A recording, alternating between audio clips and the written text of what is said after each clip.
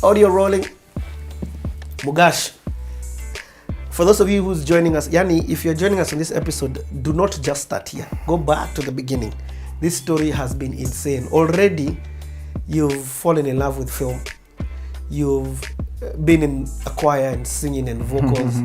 You've been in theater. Slight. Yeah. You've been a dancer. Yeah. Now that dance stage has ended. Yeah, it's come to an end. Yeah. Okay. You've actually, hold on, how can I also forget this? You've been Mr. and Mrs. USIU. You have been Mr. University Kenya 2001, 2002. Dude, you've lived a whole life. You get it's fun. You've been friends and lost a loved friend, Isa. In such a short time. In such a short time. In fact, that story is the one which for me has just you felt some church wounds. By church I mean Christian religiosity wounds. Exactly. Yeah. And now you're about to enter advertising. How, the whole time that I've had you speaking, the whole time, and we've been speaking for like 4 hours. Yes. Has it been 4 hours? It's been like 4 hours and we're like halfway. Oh gosh! Because when people are gonna be like, log off. It's okay, let them log off. Forget this. So, when did advertising enter this picture? And explain now the entry into advertising. And tell us the year. So it's 2003. I've left ministry, and Lova's wound up, and everyone is now trying to figure out what the next step is.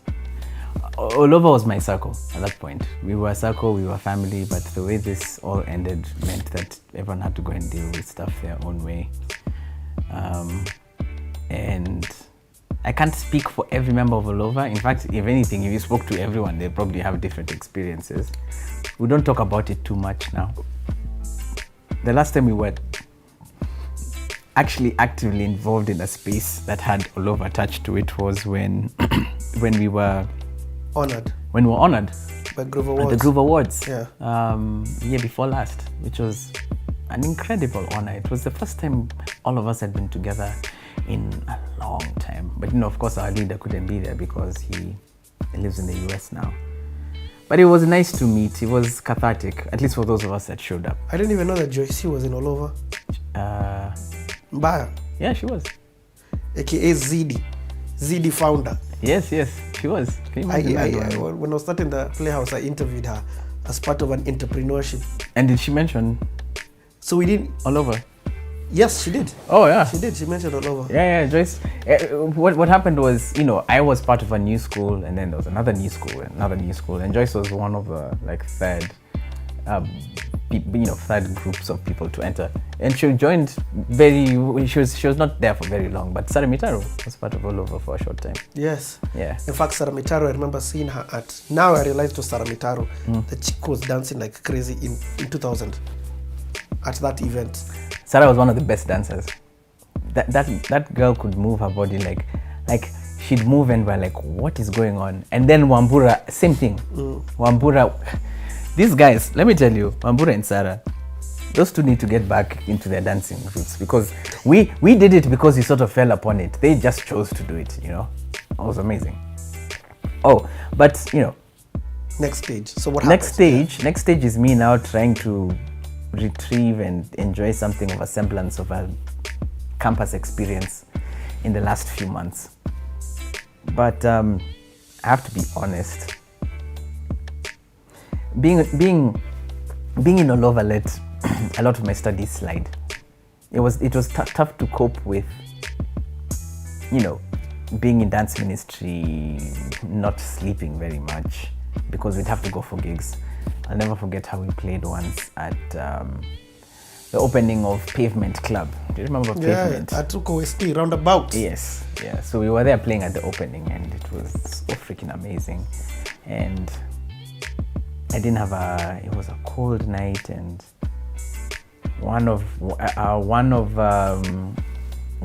our members had there was mental health wasn't a thing that people talked about a lot, so we didn't know what a panic attack was, but one of our members had a sudden panic attack out of nowhere. It had nothing to do with anything to do with Olova, but I had to give her my jacket, And I was sitting outside in the cold because I couldn't get back in because the club had this mania about if you walked out, you can't walk back in. And then I was in a bus heading home to South Sea, and I realized that I'm getting home at 5:30 in the morning and I have class at 9. So there was a lot of times like this where I'd be going to class after a gig the night before. And I had failed in a couple of classes, and I failed simply because I wasn't in the headspace to do the work and whatever. So the interesting byproduct of that was that I missed my graduation and had a spectacular falling out with my folks. And funny enough, God works in mysterious ways. That falling out caused us to be much closer now in my older life, because the falling out caused us to be very, very honest with each other about a few things. Then soon I had graduated from university, and I redid the classes that I failed, caught up, apologized to my dad, my mom, graduated, and by the time I'd graduated, I had a job, which was amazing because I had another gap year between the time I finished my studies and the time you walked, like the time when you actually walked and had the degree. So by this point, I had joined as a little tiny ad agency, which is called Access Liobanet. And happenstance is a wonderful thing. When I was walking into that ad agency, I had been given a recommendation. Go and meet this person called Mwendi Mbogo. No, well, she was Mwendi Mwiti at that point. Mwendi Mwiti was a copywriter who worked at this agency. I didn't even know what a copywriter was at that point. My best friend and I both had said that we were going to work in advertising. So he had been hired as an intern at an agency a month before, also as copywriter. And I had a meeting with Mwendi, and Mwendi asked me, and the person who recommended me was Gowi. Now, I'll tell you how that happened. Remember how I said that I want to act?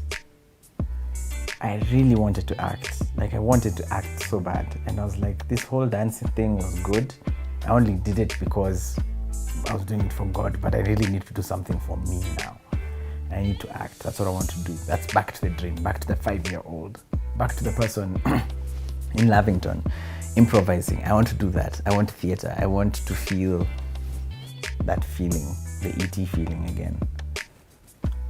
So it was taking a bit of time. I'd finished my studies, and then suddenly I realized I'm sitting at home a lot doing nothing, listening to radio, waiting for calls, sending my CV, which was a thin-ass, tiny little CV with nothing much other than, these are the schools I went to, this is my GPA from USIU, I was Mr. USIU, and I sort of, kinda, worked at Nation FM, sort of, kinda. Ask Eric. Ask Maxi. Yeah. And Maxi was actually one of my referees. He was.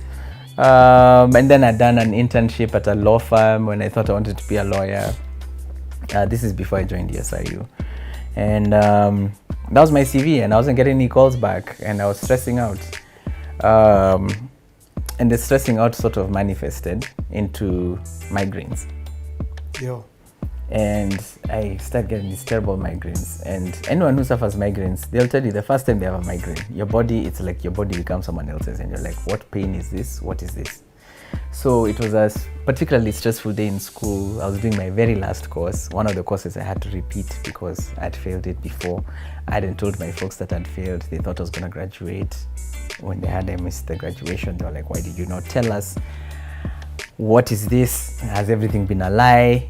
And I know it was all that all over stuff. Oh gosh, I had to deal with so much stuff. Anyway, so this class is sort of coming to an end, and I'm still jobless, and I'm like, I don't have an internship. What's going to happen next? I started stressing out. So one day in school, I get that blind spot that people talk about when they're about to get a migraine. And I thought I'd just looked into a bright light, and that was the distortion. Then suddenly this pain comes, and this pain is so debilitating. I can't see, I can't move. I went to the school clinic. And then the doctor looks at me, and he was a very feelingless doctor. He didn't have feelings much. But for the first time, I'd gone to see him a couple of times for other things, but for the first time, this guy looked at me and I could see pity in his eyes because I was in so much pain. And he was like, I can't do much. I just want you to lie down there. We'll get you some painkillers. How did you get here? I said I was driving. And he was like, you're going to need to find someone to drive you or go home because you're not in a state to drive. So I got some rest. I got someone to help me drive my car to the hospital. And then when I got to the hospital, I texted someone and said, yeah, I'm in the hospital. I think I'm really sick. Please come and see me. And the pain was overbearing by this point, to the point that I started puking and was like, what's going on? So I just went to the waiting room of Nairobi hospital. I texted someone, said, come. Then my sister and my mom and sister came. And they found me in a heap. Like I was curled up into a heap on one of the waiting room chairs because I didn't want to see light. So I was, light really affects if you have migraine. Yeah. So I just covered myself and I was like this, and they came and touched me and asked what's wrong. And I said, I don't know. I just have the worst headache.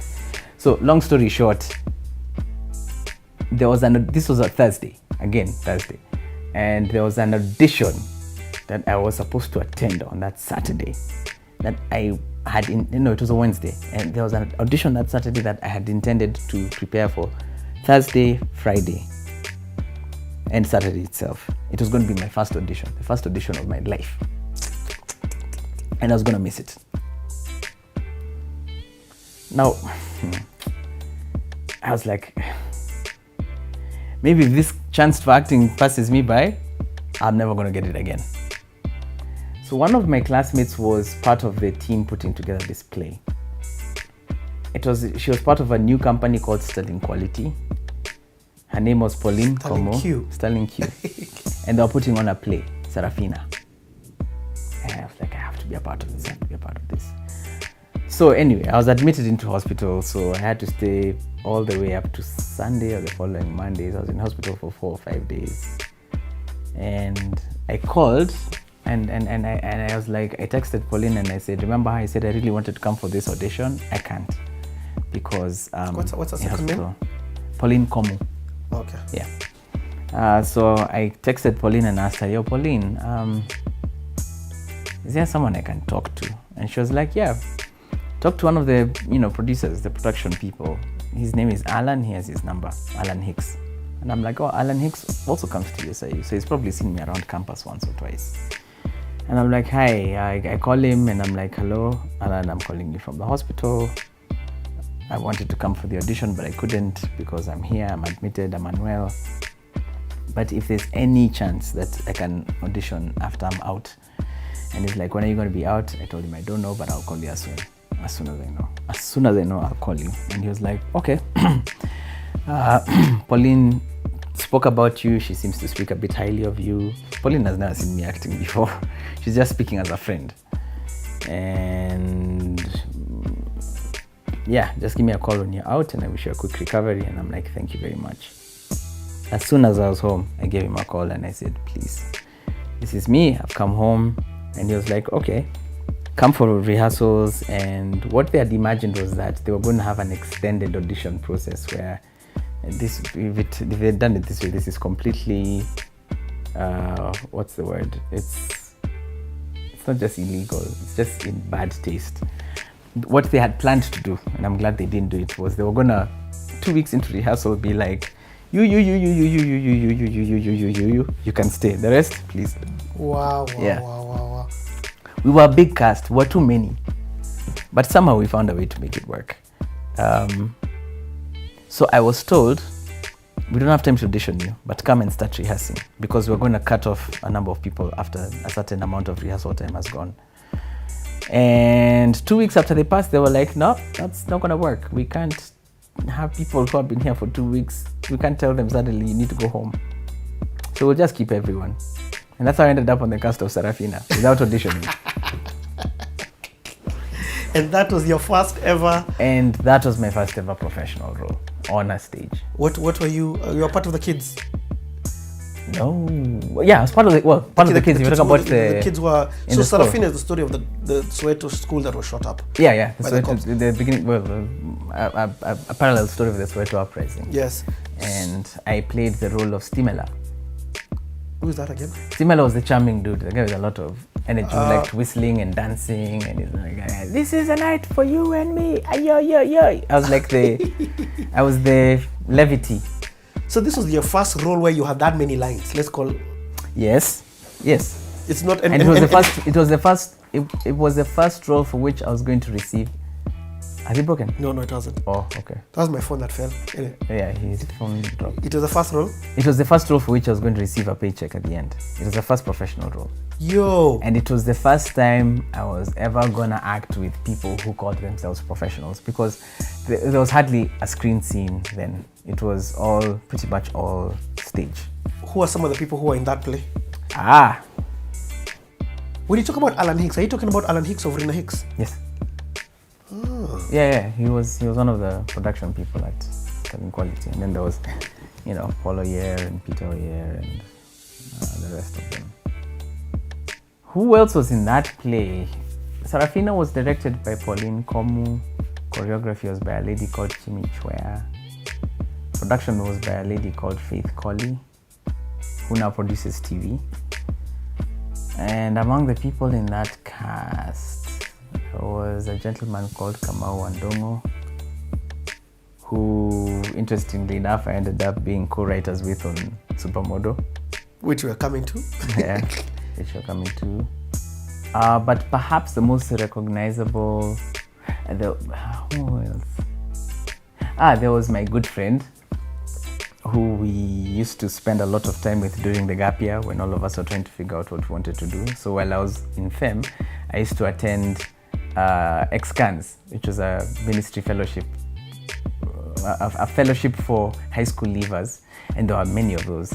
And I attended 2 of them. One was called Core Group, that was led by the Navigators, and another also one. In that part of the Navigators? Yeah, I was part of Core Group, their initial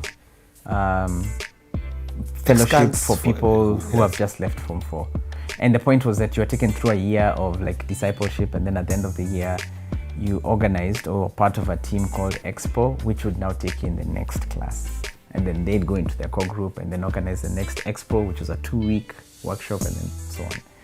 So I attended Excans. Excans is where I met a lot of people for the first time. People like Amani Malanga, people like David Kuria I met for the first time through that.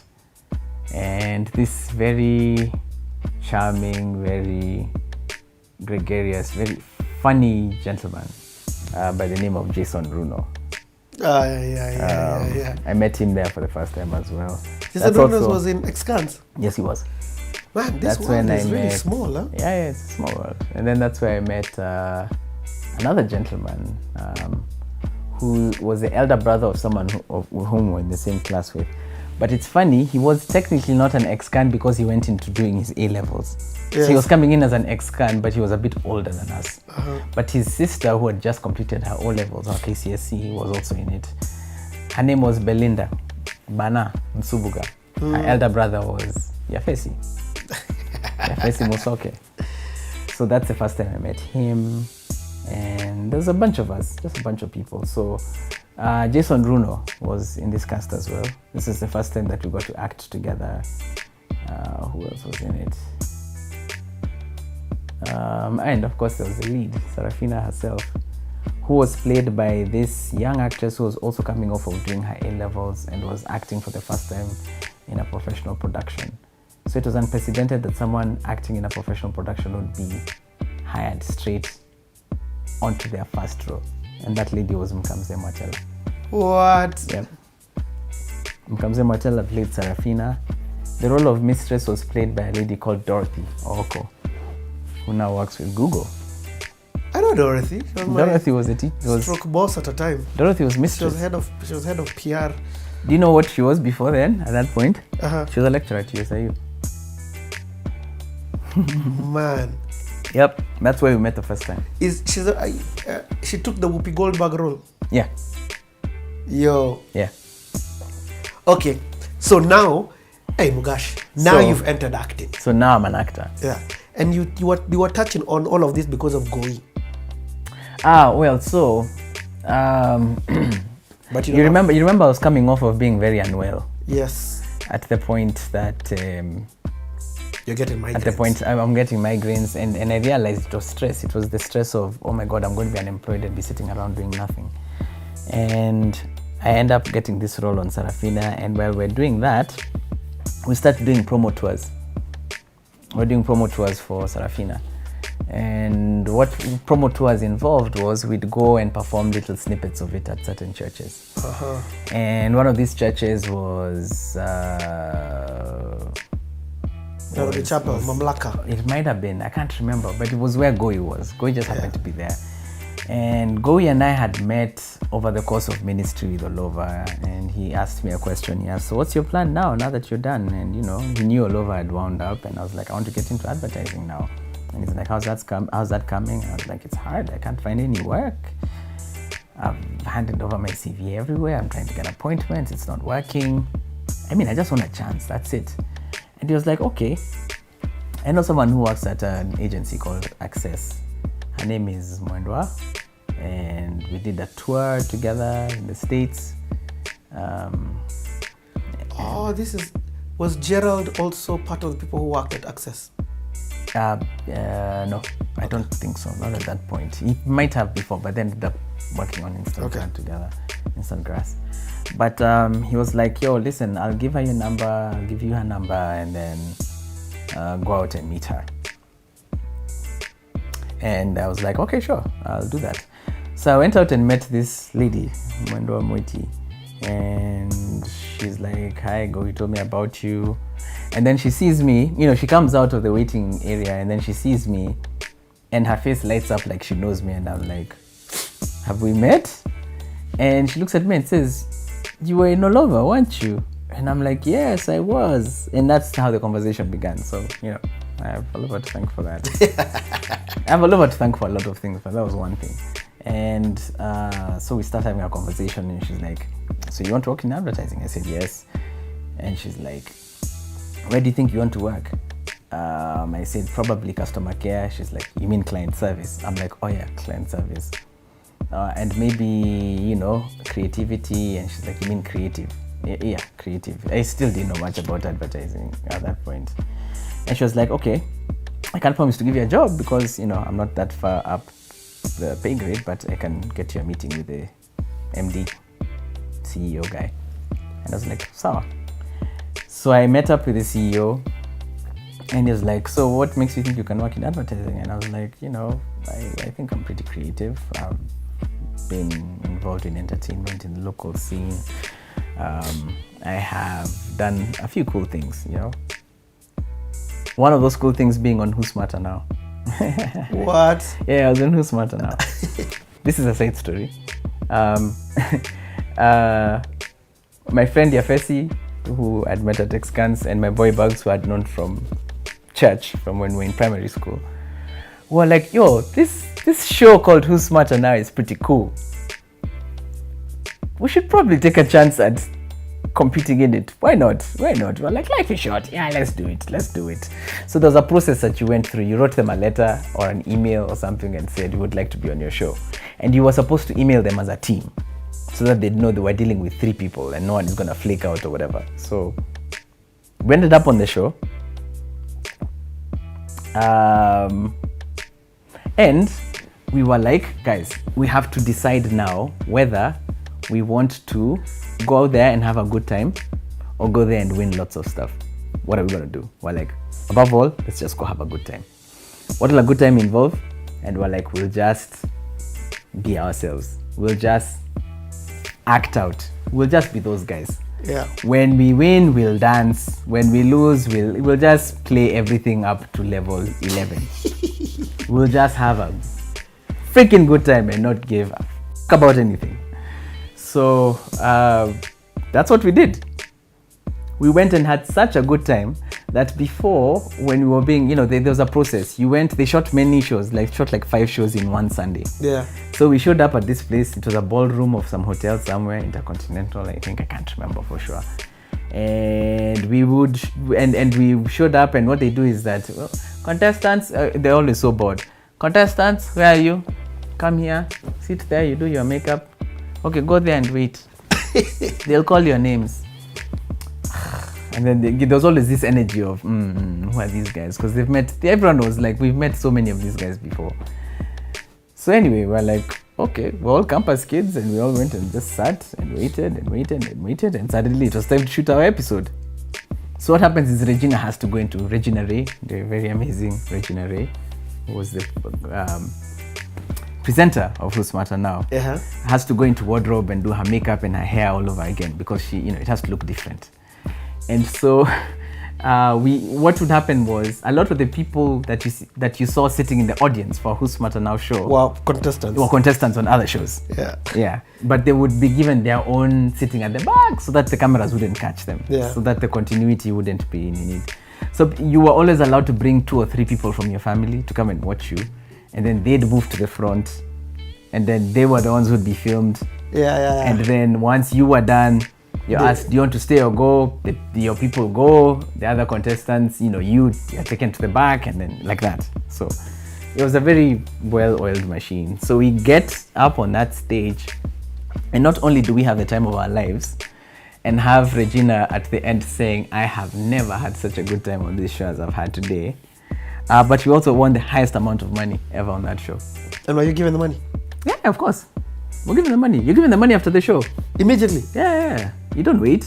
The cash is there waiting, because everyone can only earn a certain amount of money. Yeah, and it wasn't much. It was like, if you got every single answer correct, you'd earn a maximum of like 15, probably 17,000 bob. Yeah. It wasn't that much, but it made for very good TV. Yeah. So we just had a good time. We bet the highest amount every single round. And then when it went into quick fire, I embarrassed myself. But do you know what a funny result of that was? Regina still remembers all of us to this day. Just because of the way you guys acted? Yep, she still remembers all of us to this day. We're still friends. Myself, Bugs, Yafesi, and Regina. She remembers us all by name, still, to this day.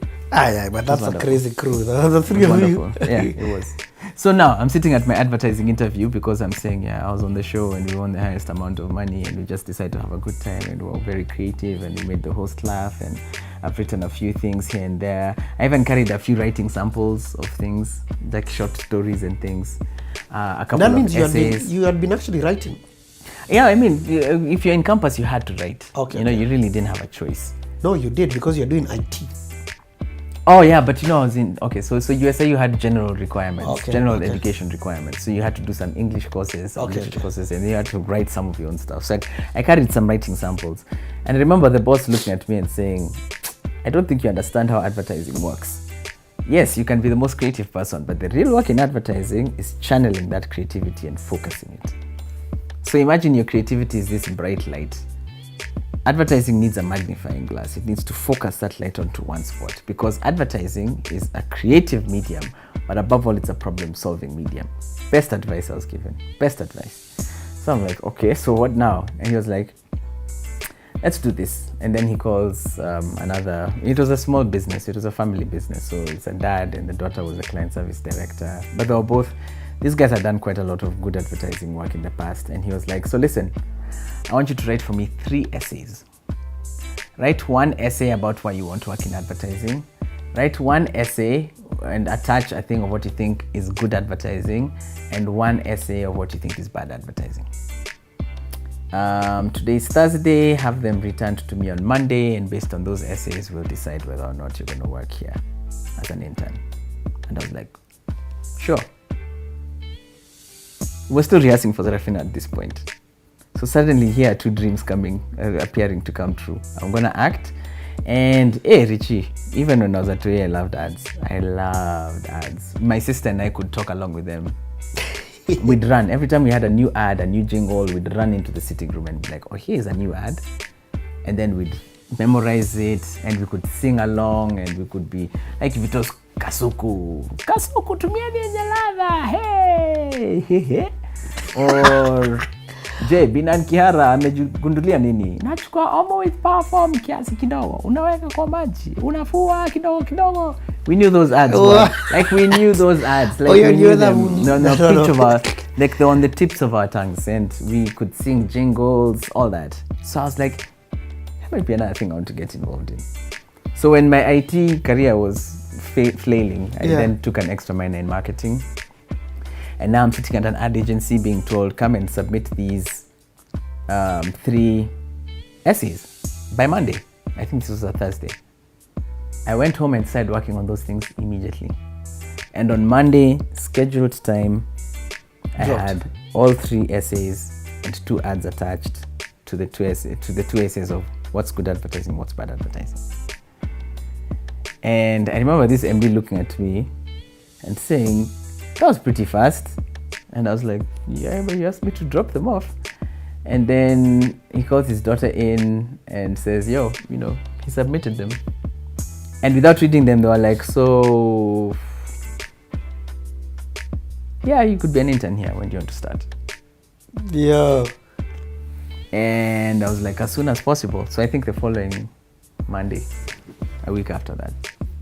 That was now your first job. Intern. That was my first. Yeah, it was an internship. It was unpaid. Okay. It was still part of my course requirements. Oh, okay. Yeah, your internship was part of your course requirements. So I would not have been able to graduate if I didn't have an internship. That's what was stressing me out.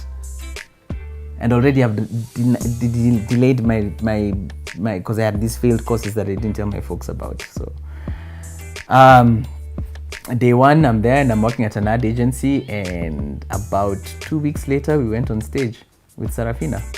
Yo, your dreams are coming true. Like that, suddenly. Sarafina, the opening night of Sarafina was attended by Bongeni Ngema and Leleti Khumalo. Bongeni Ngema being the original writer of the book and lyrics of Sarafina. He wrote Sarafina. He wrote the book of Sarafina, which is like the actual story and the words. And the music was written by him and Hugh Masekela. Yo! They were there for opening night. Leletu Kumalo, the original Sarafina, who played Sarafina on Broadway and in the movie. No way. They were there for opening night. That was pressure. Yeah, they were there for the opening night. That means this was a big deal. It was a big deal. This is not just like, we weren't just playing around, yo. We weren't just playing around. I'll throw some subtle shade, but other versions of Sarafina have been a little bit of a joke compared to that. Again, production values weren't that high, but the intention we brought to that play, all of us who were hired, some of us who did not audition, and I remembered, yo, this is what I want to do. We killed that show. What year is this? This was 2004. 2003. Still 2003. Yo. That was my first role. And Mkamze Matala's first role as well. 16 years ago. Mugambi. Amazing. Look at you seeing your dreams coming true. That opening night was special because the audience knew that Bongeni Ngema and Leletu Khumalo are in the house. And so all of them were sort of waiting. How are they going to react? As soon as the play was done, lights out, these guys sprang to their feet and started clapping. And everyone sprang to their feet and started clapping as well. It was beautiful. Beautiful. Oh, good Lord. And I was like, I am home. This is it. About 2 months later, I was confirmed at my job and I had a job. It was paying very, very, very little. But suddenly I had a job and my acting career was taking off. It was wonderful. It was so wonderful. It was like, oh wow. I guess, this is how it goes. You chase your dream and it might take a while, but sometimes it shows up. After that, if this is anybody else's story, that's when I'd be like, okay, thank you for the play. That's the end. But for you, this is the beginning. This is the beginning. This is actually the beginning. This is now the beginning. All those 5 hours I've been talking about, this is the beginning of pillars now. For the past 4 hours, we've been laying the foundation. It's all been groundwork. And if you asked me at that point, where do you think this story is going to go? I was like, I don't know. I'm just doing what I can at this point. And I really think that's what people ought to be doing more. I think someone put it this way. They said, work towards work towards something, but don't get caught up in the results, because the results, that's not within your control. Yeah. Just be in that place where you're working to get those certain results. If they come, good. If they don't, you'll end up somewhere. And if you'd asked me what I was working so hard then, I wouldn't tell you it's because I want to be an actor or it's because I want to do this, that, or the other. No. It's just, this is what feels right to me, man. I'm just going after what my heart tells me. Go for this. I'm the crazy man who says God told me to contest. And that to me is a valid answer. And I know it then makes sense to you if I'm telling you, but it's fine. This is why I'm doing what I'm doing. That's it. That's really it. And I've just gone from one station to the next and been like, I get it now. So the moments of uncertainty will still hit me hard. I'd still be that dude getting migraines if things are not working out the way I think. And the migraines ended, thank God, because they'd show up a few more times, but I'm still that dude that still doesn't know how it's gonna turn out, but you just show up anyway. So I'm the dude who couldn't attend a rehearsal, attend an audition, make the call, show up for the rehearsal. If they tell you go home, you'll be like, at least I tried. That's so cool. At least you tried. You're the one who's given 3 assignments. So you got a role without even doing an audition? Yes, because it was all part of the plan, or his plan. I guess it was part of the plan. I guess it was part of the plan. It was not in your control. It wasn't in my control. But all you show up where you can. Pick up the phone and try. Yeah, just try. Just try. That's it. That's crazy. I sort of wish I had that drive now. Life does that thing to you, and then things start showing up. But there's something to that young hunger that can't be beat, man. I was the guy that went home immediately and wrote 3 essays, not knowing shit about advertising.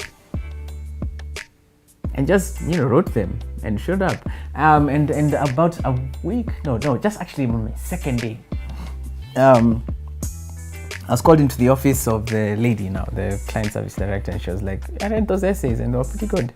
You have a lot to learn, but they were pretty good. And that's it. So a year after that, I left that agency and joined a bigger agency, but took a pay cut because I was joining this bigger agency as a junior copywriter. And I was like, that's my dream agency. I want to work at Ogilvy. What year is this Ogilvy. now? This is 2004 now. 4. I've graduated 2004. Remember, I missed a graduation, but then I finished all my studies. Yeah. So 2004, by the time I was graduating, I pretty much had a job, which was cool. So again, I was like, I guess that worked out as well. It's cool. I asked them, excuse me, I know I've only been working here for a week at Ogilvy, but I need a break because I need to go for my graduation rehearsal on Thursday. And then by Saturday, I was graduating. That graduation was one of the happiest days of my life because I knew the struggle and the tears and the hardship. And I couldn't believe that life in a year had taken such a different time. I know. From imagining that I was going to be like this dance minister and whatever, to suddenly I've gotten an acting gig and now I have a job at a pretty cool ad agency. Being paid peanuts, and I mean absolute peanuts. I think the pay was like, after KRA took their cut, it was like 9,000 bob. If Tim Rimbui was talking about where he was at this point in his story, yes, he was making some really good money, man. Yeah, but I was earning like 9 Gs.